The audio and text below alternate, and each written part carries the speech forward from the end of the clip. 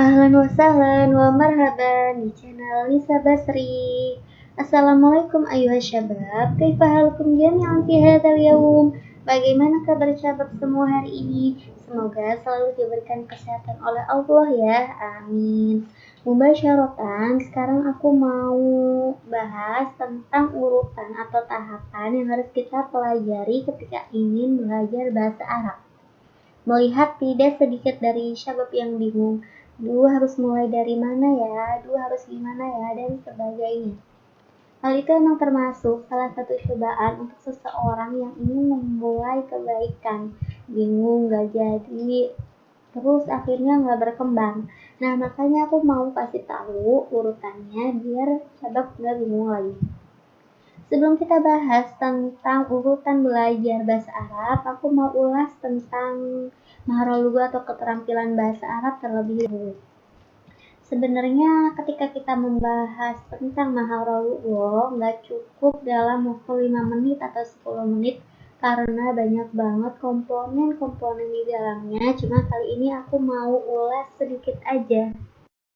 Sebagaimana bahasa lain seperti bahasa Indonesia maupun bahasa Inggris, bahasa Arab juga mempunyai 4 keterampilan bahasa yang disebut dengan maharul lugha. Di antaranya adalah maharul istima, maharul kalam, maharul qiraah, dan maharul kitabah. Ma huwa istima? Apa sih maharul istima itu? Maharul istima adalah keterampilan menyimak. Pada maharul ini, seseorang dilatih agar bisa menyimak ujaran atau ungkapan berbahasa Arab.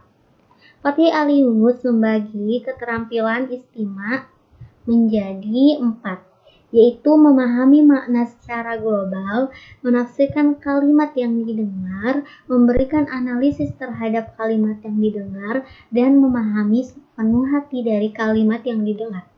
Jadi dapat disimpulkan bahwa istima bukan hanya sebatas dari mendengar, tetapi juga memahami kalimat yang didengar. Ma huwa kalam? Apa sih maharul kalam itu? Maharul kalam adalah keterampilan berbicara. Jadi pada maharul ini seseorang dilatih agar bisa berkomunikasi menggunakan bahasa Arab. Ma hiya qiraah? Apa sih maharul qiraah itu? Maharul qiraah adalah keterampilan membaca. Pada maharul ini, seseorang dilatih agar bisa membaca tulisan-tulisan Arab. Secara umum, membaca terbagi menjadi 2. Pertama, qiraah jahriyah, dan yang kedua, qiraah shamitah. Qiraah jahriyah adalah membaca keras atau bersuara. Tujuan dari membaca ini untuk melatih pengucapan huruf-huruf hijaiyah sesuai makharijul huruf agar seseorang bisa fasih dalam membaca. Jenis qiraah yang kedua adalah qiraah shamitah.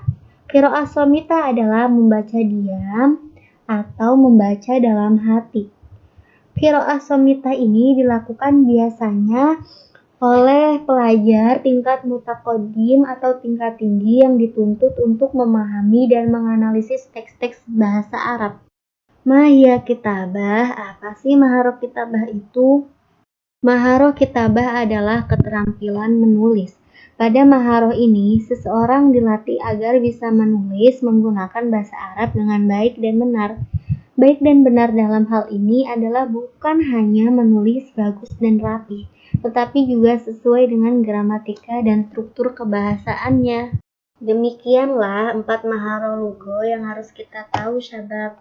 Keempat maharul lugha ini tentunya sama-sama penting untuk dikuasai. Namun yang namanya manusia tidak sempurna. Pasti tiap orang mempunyai satu keunggulan atau lebih condong menguasai salah satu dari keempat maharul lugha yang sudah aku sebutkan tadi. Tapi tidak menutup kemungkinan juga banyak dari syabab yang menguasai keempat itu. Masya Allah ya. Terlepas dari itu, timbul pertanyaan, mana sih yang harus dipelajari terlebih dulu, apakah istima, kalam, qiraah, atau kitabah? Bagi seseorang yang berpedoman pada salah satu prinsip linguistik yang menyatakan bahwa bahasa itu pertama-tama adalah ujaran, maka menetapkan bahwa pengajaran bahasa harus dimulai dari yang diucapkan dan didengar. Nah, pandangan ini berarti mendahulukan maharo istima atau kalam terlebih dahulu. Tapi ada benarnya juga jika dipikir-pikir, sejak kita di kandungan ibu pun kita mengenal bahasa dari yang kita dengar. Bukan hanya itu, bagi seseorang yang dikejar waktu misalnya karena ia mendapat job ke daerah Timur Tengah atau studi ke sana, tentunya yang dipelajari terlebih dahulu adalah maharo kalam atau istima. Ia pergi ke tempat les yang memfokuskan maharo kalam atau istima agar cepat bisa berkomunikasi bahasa Arab dan menyimak atau memahami pembicaraan orang-orang Arab. Berbeda lagi halnya bagi pondok pesantren salaf yang memfokuskan pada pengajaran gramatika bahasa atau yang kita kenal dengan istilah nahwu dan sharh.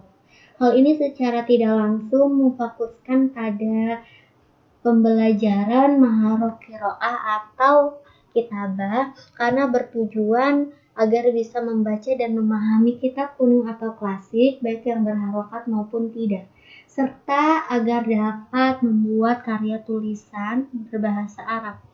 Demikianlah urutan-urutan bahasa Arab yang harus dipelajari. Jadi jawabannya adalah relatif sesuai kebutuhan dan tujuan utama dari tiap orang atau lembaga pendidikan tertentu. Kafaitu minni, syukran katsir sudah menonton video ini. Semoga bermanfaat. Jangan lupa subscribe agar tidak ketinggalan video-video terbaru dari aku. Ilaliko, wassalamualaikum.